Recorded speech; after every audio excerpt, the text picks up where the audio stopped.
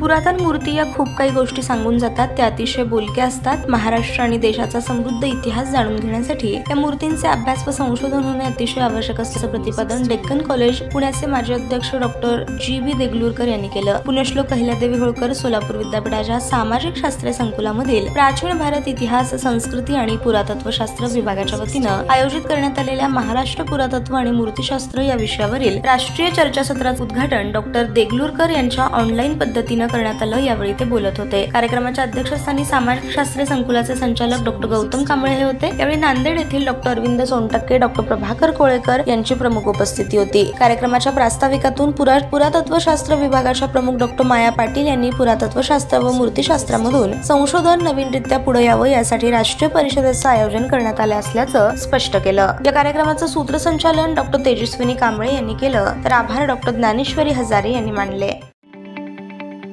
ताज्या बातम्या पाहण्यासाठी प्राईम महाराष्ट्र न्यूज चॅनलला सबस्क्राईब करा।